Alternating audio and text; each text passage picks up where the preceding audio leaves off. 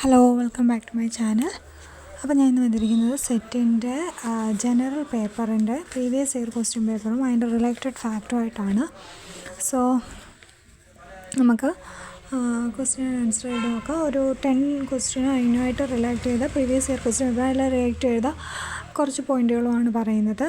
അപ്പോൾ ഇത് നിങ്ങളൊരു ഫസ്റ്റിലൊരു കാര്യം പറയും, നിങ്ങളൊരു പേപ്പറും പേനയും എടുത്ത് വെച്ചിട്ട് ഞാൻ പറയുന്ന പോയിൻറ്റുകൾ ഒന്ന് എഴുതി വെച്ച് ബ്രീഫായിട്ടൊന്ന് ലെക്ചർ നോട്ടായിട്ടോ ജസ്റ്റ് ഒന്ന് എഴുതി വെച്ച് പരീക്ഷയ്ക്ക് പോകുന്നതിന് 2-3 ദിവസം മുമ്പ് ഒന്ന് വായിച്ച് നോക്കിയാൽ നിങ്ങൾക്കത് മെമ്മറൈസ് ചെയ്യാൻ എളുപ്പമായിരിക്കും. ഓക്കെ, അപ്പം നമുക്കൊന്ന് നോക്കാം. ഫസ്റ്റ് ക്വസ്റ്റ്യൻ എന്ന് പറഞ്ഞാൽ the action of suppressing a thoughts or desire in oneself so that it remains unconscious is option A regression, sublimation, repression and compensation. ഇതിൻ്റെ ആൻസറിലോട്ട് പോകുന്നതിന് മുമ്പ് ഒരു കാര്യം പറഞ്ഞോട്ടെ. 4 ഓപ്ഷൻസ് ശ്രദ്ധിച്ചോ. Regression, sublimation, repression and compensation. അപ്പോൾ ഇത് 4 എന്താണ് ഫസ്റ്റിൽ നമുക്കൊന്ന് നോക്കാം. ഓക്കെ, സൈക്കോളജിയിലെ ഡിഫെൻസ് മെക്കാനിസംസ്. ഓക്കെ, സൈക്കോളജിയിലെ ഒരു ഇമ്പോർട്ടൻറ്റ് പാർട്ടാണ് ഡിഫെൻസ് മെക്കാനിസം എന്ന് പറയുന്നത്. അവിടുന്ന് എന്തായാലും ഒരു 1 മാർക്ക് ചോദ്യം എല്ലാ ക്വസ്റ്റ്യൻ പേപ്പറിലും കണ്ടുവരുന്നത്, എല്ലാ വർഷത്തെ ക്വസ്റ്റ്യൻ പേപ്പറിലും കണ്ടുവരുന്ന ഇതാണ്. സോ ഡിഫെൻസ് മെക്കാനിസംസ് ഏതൊക്കെയാണെന്ന് ചോദിച്ചാൽ 4 എണ്ണമാണ് പ്രധാനപ്പെട്ടത്: regression, sublimation, repression and compensation. ഇനി നമുക്ക് ഓരോന്ന് എന്താണെന്ന് നോക്കാം. റിഗ്രഷൻ എന്ന് പറഞ്ഞാൽ it is in turn to a less mature state. അതായത് നമ്മൾ സ്ട്രെസ് അധികമായിട്ട് വരുമ്പം നമ്മൾ തന്നെ അതിൽ നിന്ന് രക്ഷപ്പെടാനായിട്ട് കാണിക്കുന്ന ഒരു ഡിഫെൻസ് മെക്കാനിസമാണ് റിഗ്രഷൻ എന്ന് പറയുന്നത്. അതായത് ഒരു ലെസ് മെച്യൂർ സ്റ്റേറ്റിലോട്ട് നമ്മൾ പോവുക എന്നുള്ളത്. നമ്മളൊരു മെച്യൂറായിട്ടുള്ള ഒരു പേഴ്സണാണ്, പക്ഷേ സ്ട്രെസ്സ് മൂലം നമ്മൾ എന്ത് ചെയ്യുന്നു, മെച്യൂരിറ്റി കുറഞ്ഞ ഒരു പേഴ്സണിലേക്ക് പോകുന്നു. അതെന്തിനാണെന്ന് ചോദിച്ചാൽ അത് സ്ട്രെസ്സ് കുറയ്ക്കാൻ വേണ്ടി, നമ്മൾ ഉള്ളിലെ സ്ട്രെസ്സ് കുറയ്ക്കാൻ വേണ്ടി നമ്മൾ തന്നെ ബോഡി ചെയ്യുന്ന ഒരു ഡിഫെൻസ്, അല്ലെങ്കിൽ നമ്മുടെ മൈൻഡ് ചെയ്യുന്ന ഒരു ഡിഫെൻസ് മെക്കാനിസമാണ്. ഓക്കെ, അതാണ് റിഗ്രഷൻ എന്ന് പറയുന്നത്. ഓക്കെ, നെക്സ്റ്റ് ആണ് സബ്ലിമേഷൻ എന്ന് പറയുന്ന ഒരു ഹെൽത്തി ഡിഫെൻസ് മെക്കാനിസമാണ്. It is a redirection of unacceptable impulses. Unacceptable ആയിട്ടുള്ള ഇമ്പൾസസിനെ എന്ത് ചെയ്യുന്നു, റീഡയറക്റ്റ് ചെയ്യുന്നു. ഓക്കെ, ഫോർ എക്സാമ്പിൾ ക്ലാസ്സിൽ ഒരു ഹൈപ്പർ ആക്റ്റീവായ ഒരു സ്റ്റുഡൻറ്റ്, അവൻ്റെ ഹൈപ്പർ ആക്ടിവിറ്റി എന്ന് പറയുന്ന ഒരു ഇമ്പൾസ് അൺഅക്സെപ്റ്റബിളാണ് അല്ലേ, ക്ലാസ്സിൽ ആർക്കും തന്നെ അക്സെപ്റ്റ് ചെയ്യാൻ പറ്റാത്ത ഒരു കാര്യമാണ്. പക്ഷേ അവൻ ഭാവിയിൽ എന്തായിട്ട് മാറുന്നു, ആ ഒരു ഇമ്പൾസസിനെ അവൻ റീഡയറക്റ്റ് ചെയ്ത് അവനൊരു ഭാവിയിൽ നല്ലൊരു ബോക്സറായിട്ട് മാറുക എന്നുള്ളത്. ഓക്കെ, അപ്പോൾ അതായത് അവൻ്റെ അൺഅക്സെപ്റ്റബിളായിട്ടുള്ള ആ ഒരു ഇമ്പൾസസിനെ എന്ത് ചെയ്തു, റീഡയറക്റ്റ് ചെയ്ത് അതൊരു പോസിറ്റീവായിട്ട് അക്സെപ്റ്റബിൾ ഇമ്പൾസസായിട്ട് മാറ്റിയെടുക്കും. അതാണ് സബ്ലിമേഷൻ എന്ന് പറയുന്ന ഡിഫെൻസ് മെക്കാനിസം. നെക്സ്റ്റ് ആണ് റിപ്രഷൻ എന്ന് പറഞ്ഞാൽ pushing away the undesirable thoughts. Okay, അല്ലെങ്കിൽ the action of suppressing a thought. അപ്പോൾ അതാണ് നമ്മുടെ ആൻസർ എന്ന് പറയുന്നത് അല്ലേ. ക്വസ്റ്റ്യൻ എന്ന് പറയുന്നത് okay, the action of suppressing a thoughts or desire in oneself so that it remains unconscious is repression അല്ലേ. അതായത് അൺഅക്സെപ്റ്റഡ് ആയിട്ടുള്ള തോട്ട്സിനെ എന്ത് ചെയ്യുന്നു, സപ്രസ് ചെയ്യുന്ന, പുഷിങ് എവേ ചെയ്യുന്നു, നമ്മുടെ മൈൻഡ് ഒരു കോണിയിലോട്ട് മാറ്റിയിടുന്നു. ആ ഒരു പ്രോസസ്സാണ് എന്തെന്ന് പറയുന്നത്, റിപ്രഷൻ എന്ന് പറയുന്നത്. അപ്പോൾ ആൻസർ എന്ന് പറയുന്നത്, നമ്മുടെ ക്വസ്റ്റ്യൻ്റെ ആൻസർ എന്ന് പറയുന്നത് റിപ്രഷനാണ്. അതിന് ലാസ്റ്റ് ഒരു ഓപ്ഷനും കൊണ്ട് കോമ്പൻസേഷൻ എന്ന് പറയുന്ന വാക്കിൽ തന്നെ ഉണ്ട്. It's A offsetting perceived weakness is making up four A perceived deficiency. അതായത് നമ്മൾക്ക് എന്തെങ്കിലും ഒരു വീക്ക്നെസ് ഉണ്ട്, അല്ലെങ്കിൽ ഒരു ഡെഫിഷ്യൻസി ഉണ്ട്, എന്തെങ്കിലും ഒരു ഫീൽഡിൽ വീക്ക്നെസ് അല്ലെങ്കിൽ ഡെഫിഷ്യൻസി ഉണ്ടെങ്കിൽ മറ്റൊരു ഫീൽഡിൽ അതിനെ കോമ്പൻസേറ്റ് ചെയ്യുക. ഫോർ എക്സാമ്പിൾ നമ്മൾ സ്റ്റഡിയിൽ വീക്കാണെന്നുണ്ടെങ്കിൽ, അല്ലെങ്കിൽ ഒരു കുട്ടി വീക്കാണെന്നുണ്ടെങ്കിൽ അവൻ എന്ത് ചെയ്ത് അതിനെ കോമ്പൻസേറ്റ് ചെയ്യണം, അവൻ സ്പോർട്സിൽ അവൻ്റെ മേന്മ തെളിയിക്കുന്നു. അതാണ് കോമ്പൻസേഷൻ എന്ന് പറയുന്ന ഡിഫെൻസ് മെക്കാനിസം. 4 മെക്കാനിസമാണ്: regression, repression, sublimation, compensation. Okay, 4 point മനസ്സിലായെന്ന് വിചാരിക്കുന്നു. Next question. Who proposed the two-factor theory of intelligence? Okay. Who proposed the two-factor theory of intelligence?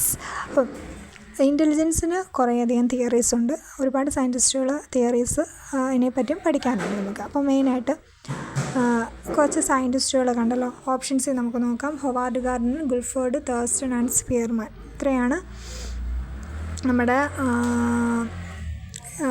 Options തന്നിരിക്കുന്നത്. അപ്പോൾ ക്വസ്റ്റ്യൻ എന്ന് പറയുന്നത് two factor theory of intelligence ആരാണ് കൊണ്ടുവന്നത്? അപ്പോൾ ആൻസർ എന്ന് പറയുന്നത് സ്പിയർമാൻ ആണ്. ഓക്കെ. ടു ഫാക്ടർ ഇൻ്റലിജൻസിലെ ഒരു തിയറിയാണ് ടു ഫാക്ടർ തിയറി. അപ്പോൾ അത് കൊണ്ടുവന്നത് ആരാണ്? സ്പിയർമാനാണ്. അപ്പോൾ ടു ഫാക്ടർ തിയറിയെ പറ്റി നോക്കുവാണെങ്കിൽ ജനറലായിട്ട് 2 ഫാക്ടേഴ്സാണുള്ളത് ഇൻ്റലിജൻസിന്. ഒന്ന് ജനറൽ ഫാക്ടറായ ജി ഫാക്ടറും സ്പെസിഫിക് ഫാക്ടറായ എസ് ഫാക്ടർ എന്ന് പറയുന്ന 2 ഫാക്ടേഴ്സാണ് ഉള്ളതെന്നാണ് പറയുന്നത് സ്പിയർമാൻ. ഓക്കെ. നെക്സ്റ്റ് നമുക്ക് ഓപ്ഷൻസ് നോക്കാം. ഹൊവാർഡ് ഗാർഡനർ കൊണ്ടുവന്ന ഒരു തിയറി ഉണ്ട്. മൾട്ടിപ്പിൾ ഇൻ്റലിജൻസ് തിയറി കൊണ്ടുവന്നത് ഹൊവാർഡ് ഗാർഡനറാണ്. ഓക്കെ. ഹൊവാർഡ് ഗാർഡനറെയാണ് മൾട്ടിപ്പിൾ ഇൻ്റലിജൻസ് തിയറി. നെക്സ്റ്റ് തേഴ്സ്റ്റൻ്റെ ഒന്ന് നോക്കാം. തേഴ്സ്റ്റൺ എന്ന് പറയുന്ന പ്രൈമറി മെൻ്റൽ എബിലിറ്റീസ് കൊണ്ടുവന്നതാണ് Thurstone. Okay. Primary mental abilities കൊണ്ടുവന്ന ആളാണ് എന്തെന്ന് പറയുന്നത്? തേഴ്സ്റ്റൺ എന്ന് പറയുന്നത്. ഓക്കെ. ഇതാണ് primary mental ability. തേഴ്സ്റ്റൻ്റെയാണ് primary mental ability എന്നുള്ളത്. നെക്സ്റ്റാണ് ആര്? സ്പിയർമാൻ്റെ ഞാൻ പറഞ്ഞു. സ്പിയർമാൻ്റെയാണ് എന്തെന്ന് പറയുന്നത്? Two factor theory of intelligence. To factor theory of intelligence കൊണ്ടുവന്നത് സ്പിയർമാനാണ്. പിന്നുള്ളതാണ്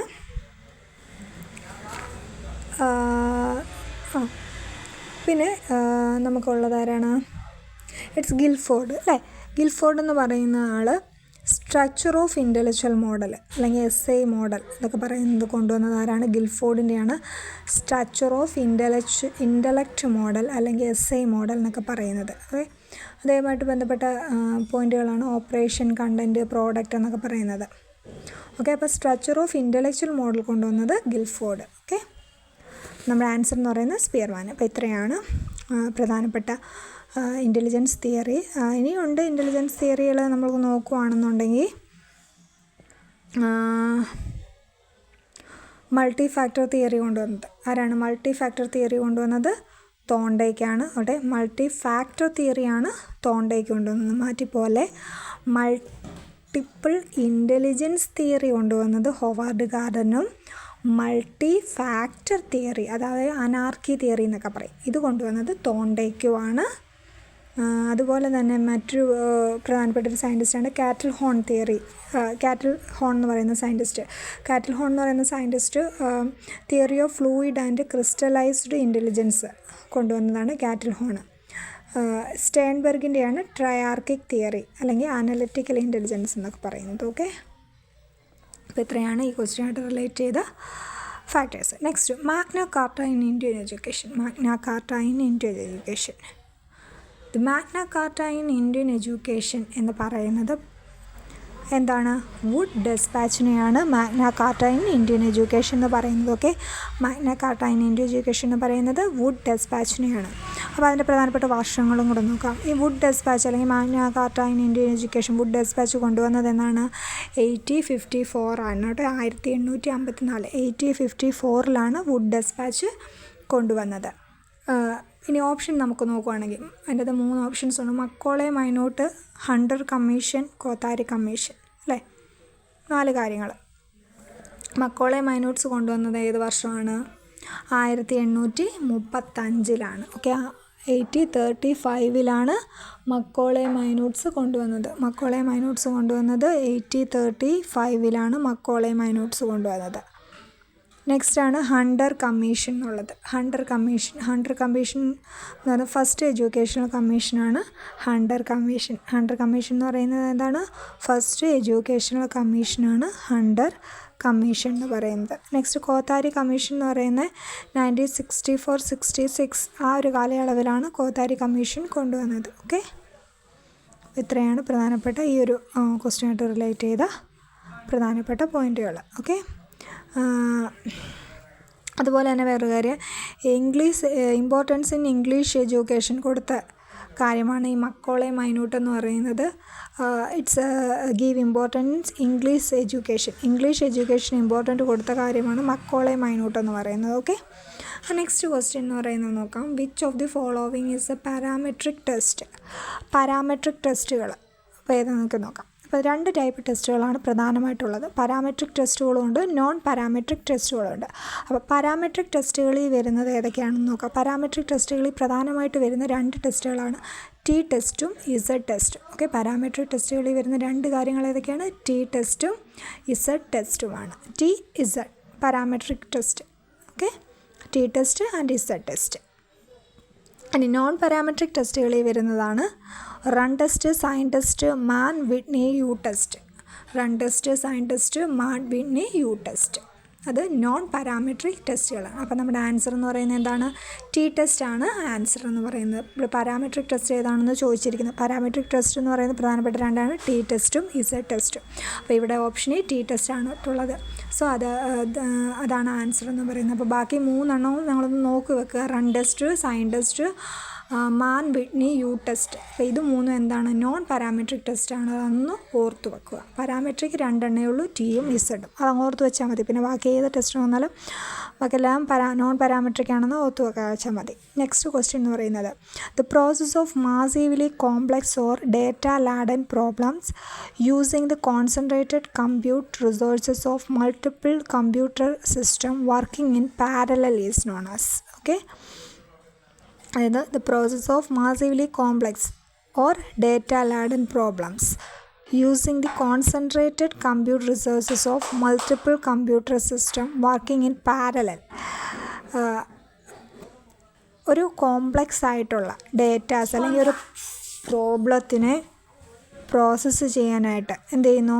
കമ്പ്യൂട്ടർ റിസോഴ്സിൻ്റെ സഹായത്തോടെ അവയെ പാരലായിട്ട് കണക്ട് ചെയ്തുകൊണ്ട് എന്ത് ചെയ്യുന്നു? കമ്പ്യൂട്ടർ റിസോഴ്സിൻ്റെ സഹായത്തോടെ കോംപ്ലക്സ് ആയിട്ടുള്ള ഒരു പ്രോബ്ലംസിനെ പ്രോസസ്സ് ചെയ്യാൻ യൂസ് ചെയ്യുന്ന സിസ്റ്റം അല്ലെങ്കിൽ ആ ഒരു പ്രോസസ്സിനെ പറയുന്ന പേരെന്താണെന്നാണ് ചോദിക്കുന്നത്. That is A grid computing ആണ്. ഓക്കെ, ഗ്രിഡ് കമ്പ്യൂട്ടിംഗ് ആണ്. ഗ്രിഡ് കമ്പ്യൂട്ടിംഗ് ആണ്. അപ്പോൾ നമ്മൾ പ്രധാനമായിട്ട് കമ്പ്യൂട്ടിംഗ് എന്ന് പറയുന്നത് 4 തരം. സൂപ്പർ കമ്പ്യൂട്ടിംഗ് ഉണ്ട്, ഗ്രീൻ കമ്പ്യൂട്ടിംഗ് ഉണ്ട്, ക്ലൗഡ് സ്റ്റോറേജ് ഉണ്ട്, ഗ്രിഡ് കമ്പ്യൂട്ടിംഗ് ഉണ്ട്. അപ്പോൾ ഇവിടുത്തെ ആൻസർ എന്ന് പറയുന്നത് ഗ്രിഡ് കമ്പ്യൂട്ടിംഗ് ആണ്. അപ്പോൾ ഇവിടെ ഞാൻ ഈ 4 പോയിൻറ്റുകൾ ഞാൻ ഇന്നത്തേത് ഞാൻ ഈ വീഡിയോയിൽ എക്സ്പ്ലെയിൻ ചെയ്യുന്നില്ല. അടുത്ത വീഡിയോയിൽ ഞാൻ ഈ 3 കാര്യങ്ങളും കൂടെ ഞാൻ എക്സ്പ്ലെയിൻ ചെയ്ത് പറഞ്ഞുതരാം. ഓക്കെ, സൂപ്പർ കമ്പ്യൂട്ടിംഗ് എന്താണ്, ക്ലൗഡ് സ്റ്റോറേജ് എന്താണ്, ഗ്രീൻ കമ്പ്യൂട്ടിംഗ് എന്താണെന്ന് ഞാൻ നെക്സ്റ്റ് ക്ലാസ്സിൽ ഞാൻ ഇട്ടേക്കാം. അപ്പോൾ ഇതിപ്പോൾ ആൻസർ എന്ന് പറയുന്നത് എന്താണ്? പാരലായിട്ട് ഒരുപാട് കമ്പ്യൂട്ടർ റിസോഴ്സുകൾ, മൾട്ടിപ്പിൾ കമ്പ്യൂട്ടർ റിസോഴ്സസ് പാരലായി വർക്ക് ചെയ്തുകൊണ്ട് ഒരു കോംപ്ലക്സ് ആയിട്ടുള്ള പ്രോബ്ലംസിനെ പ്രോസസ്സ് ചെയ്യാൻ ഉപയോഗിക്കുന്ന സിസ്റ്റം അല്ലെങ്കിൽ ആ ഒരു പ്രോസസ്സിനെ പറയുന്നതാണ് ഗ്രിഡ് കമ്പ്യൂട്ടിങ്. ഓക്കെ, ഓർക്കുക. നെക്സ്റ്റ് ആണ് which of the following is not a benefit of using green computing? Okay, green കമ്പ്യൂട്ടിങ്ങിൻ്റെ ബെനിഫിറ്റ് അല്ലാത്തത് ഏതെന്നാണ് ചോദിച്ചിരിക്കുന്നത്. അപ്പം ഓപ്ഷൻസ് നോക്കാം. Reduces the energy consumption which results in to low carbon dioxide. അപ്പോൾ നോക്കാം, ഗ്രീൻ കമ്പ്യൂട്ടിങ് എന്താണെന്ന് നോക്കാം. ഗ്രീൻ കമ്പ്യൂട്ടിംഗ് എന്ന് പറയുന്നത് കേൾക്കുമ്പോഴേ നമുക്കറിയാം ഒരു വേർഡിൽ തന്നെ ഉണ്ട്, എൻവയോൺമെൻ്റൽ ഫ്രണ്ട്ലി ആയിരിക്കും അല്ലേ. പരിസ്ഥിതിക്ക് ദോഷമൊന്നുമില്ലാത്ത തരത്തിലുള്ള രീതിയിൽ ഉള്ള ഒരു പ്രോസസ്സിംഗ് ആണ് ഗ്രീൻ കമ്പ്യൂട്ടിംഗ് എന്ന് പറയുന്നത്. ആണല്ലോ, പരിസ്ഥിതിക്ക് ഇമ്പോർട്ടൻസ് കൊടുക്കും. അപ്പോൾ അതിൽ നിന്ന് തന്നെ നമുക്ക് ഓപ്ഷൻസ് നോക്കുവാണെങ്കിൽ reduces the energy consumption which results in to low carbon dioxide. നമുക്കറിയാം കാർബൺ ഡൈ ഓക്സൈഡിൻ്റെ എമിഷൻ എന്ന് പറയുന്നത് പരിസ്ഥിതിക്ക് ഹാനികരമാണ്. സോ അതിൻ്റെ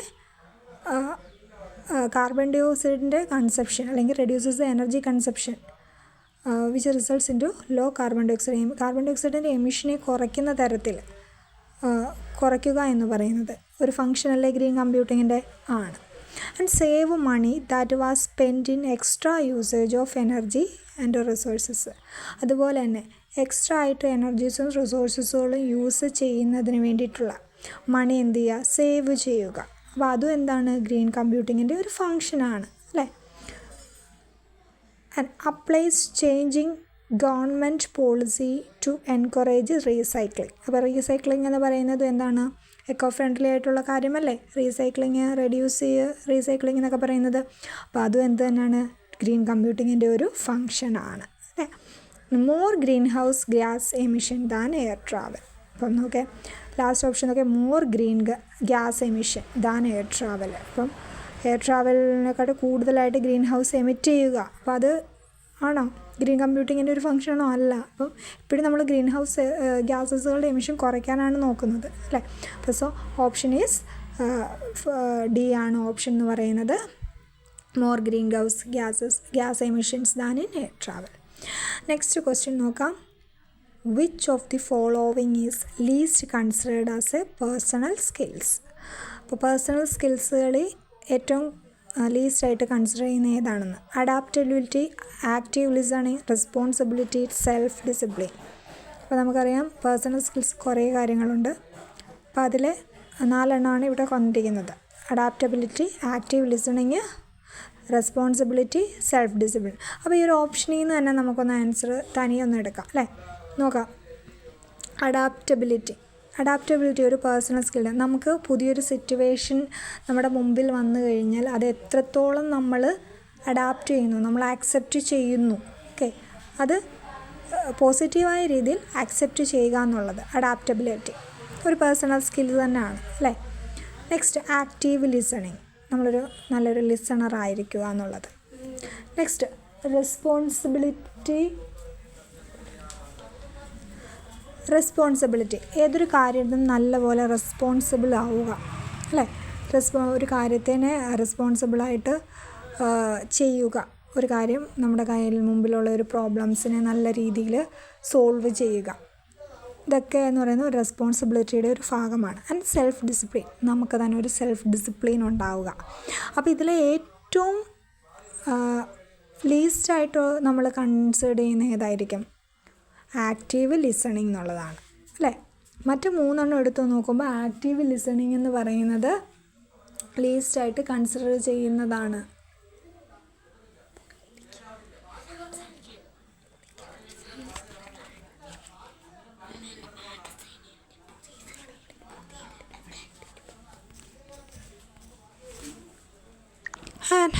സോ ആക്റ്റീവ് ലിസണിങ് ആണ് ആൻസർ എന്ന് പറയുന്നത്. Okay, next, the article which says that within a period of 10 years from commencement of the constitution for free and compulsory education for all children until they complete the age of 40 years. Option article 30, article 45, article 46 and article 343. അപ്പോൾ ഈ 4 ആർട്ടിക്കിളും നമ്മൾ എന്താണെന്നൊന്ന് അറിഞ്ഞിരിക്കണം. Okay, ഓരോ ആർട്ടിക്കിളൊന്ന് നോക്കാം. Article 30 എന്താണ് പറയുന്നത്? Minorities കമ്മ്യൂണിറ്റീസിന് ഒരു education institution establish ചെയ്യാനും അഡ്മിനിസ്ട്രേറ്റ് ചെയ്യാനുമുള്ള റൈറ്റ്സാണ് ആർട്ടിക്കിൾ 30 എന്ന് പറയുന്നത്. ഇനി ആർട്ടിക്കിൾ 45 എന്നതാണ്. ആർട്ടിക്കിൾ 45 എന്ന് പറയുന്നത് within a period of 10 years from commencement of the constitution for free and compulsory education for all children until they complete the age of 40 years. 14 വയസ്സിന് വരെയുള്ള താഴെയുള്ള എല്ലാ കുട്ടികൾക്കും free and compulsory education provide ചെയ്യുന്ന ആർട്ടിക്കിളാണ് article 45 എന്ന് പറയുന്നത്. Next article 46 എന്താണ് പറയുന്നത്? Promote educational and economic interest of weaker section of സൊസൈറ്റിയിലെ വീക്കർ സെക്ഷന് എഡ്യൂക്കേഷണലും എക്കണോമിക് ഇൻട്രസ്റ്റിലുമായിട്ട് അവർക്ക് ഇമ്പോർട്ടൻസ് പ്രൊമോട്ട് ചെയ്യുക. ഇതാണ് ആർട്ടിക്കിൾ 46 എന്ന് പറയുന്നത്. ഇനി ആർട്ടിക്കിൾ 343 എന്താണ് പറയുന്നത്? ഹിന്ദി, ദേവനാഗരി ലിപിയിലുള്ള ഹിന്ദിയെ ഒഫീഷ്യൽ ലാംഗ്വേജ്, ഇന്ത്യൻ യൂണിയനിലെ ഒരു ഒഫീഷ്യൽ ലാംഗ്വേജ് ആണെന്ന് ഡിക്ലെയർ ചെയ്യുന്നതാണ് ആർട്ടിക്കിൾ 343. സോ നമുക്ക് ഫ്രീ ആൻഡ് കമ്പൽസറി എഡ്യൂക്കേഷൻ കൊടുക്കുന്ന ആൻസർ എന്ന് പറയുന്നത് എന്താണ്? ആർട്ടിക്കിൾ 45 ആണ് ആർട്ടിക്കിൾ. അതുപോലെ തന്നെ എഡ്യൂക്കേഷനായിട്ട് ഇമ്പോർട്ടൻ്റ് ചെയ്തിട്ടുള്ള ഒരു ആർട്ടിക്കിളാണ് ആർട്ടിക്കിൾ 21 എന്ന് പറയുന്നത്. ഓക്കെ, ആർട്ടിക്കിൾ 21 എന്ന് പറയുന്നത് എന്താണ്? എഡ്യൂക്കേഷനുമായിട്ട് റിലേറ്റ് ചെയ്ത ആർട്ടിക്കിളാണ്. ഓക്കെ, അതും നിങ്ങളൊന്ന് ഓർത്ത് വെച്ചേക്കണം. Next question, social aim of education. എഡ്യൂക്കേഷൻ്റെ സോഷ്യൽ എയിംസ് എന്താണെന്ന് നോക്കാം. Options: writing socially influencing article for enlightening society, socially influencing ആയിട്ടുള്ള ആർട്ടിക്കിൾസുകൾ എഴുതുക.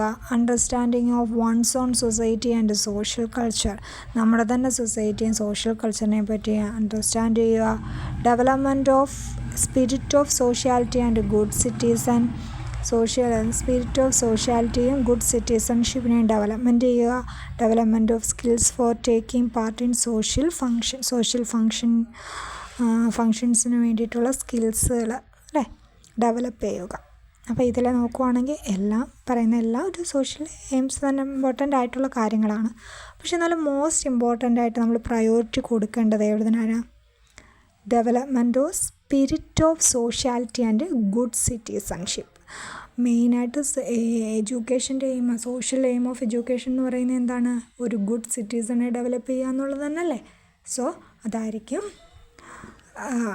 സോഷ്യൽ എയിം ഓഫ് എഡ്യൂക്കേഷൻ എന്ന് പറയുന്നത്. ഓക്കെ, ഇമ്പോർട്ടൻസ് കൊടുക്കുന്നത്. Next question, next and last question ആണ്. The way of assessment by which teacher adjusts and matches assessment with varied profiles, need and preference of diverse students in order to bridge individual learning gaps and meet the students' individual learning need is dash assessment. Okay, അസസ്മെൻറ്റിനെ കുറിച്ചുള്ള ഒരു question ആണ്. Okay, അപ്പോൾ പ്രധാനപ്പെട്ട അസസ്മെൻറ്റുകൾ എന്താണെന്ന് നോക്കാം. Formatting assessment, summating assessment, diagnostic assessment and criteria referenced assessment. പ്രധാനപ്പെട്ട 4 അസസ്മെൻറ്റുകളാണ്. അതുപോലെ ഫോർമലുണ്ട്, ഇൻഫോർമലുണ്ട്, ഒതൻറ്റിക് അസസ്മെൻറ്റുകളുണ്ട് അല്ലേ. അപ്പോൾ നമ്മുടെ ഇവിടെ നോക്കുകയാണെങ്കിൽ ക്വസ്റ്റ്യൻ എന്താണ്? The way of assessment by which the way of assessment by which teachers adjust and match assessment with varied profiles, need and preference of diverse students in order to bridge individual learning gaps and meet the student individual learning need is dash assessment. അതായത് കുട്ടികളുടെ individual നീഡ്സിനെ മനസ്സിലാക്കാൻ വേണ്ടിയിട്ടുള്ള assessment അല്ലേ.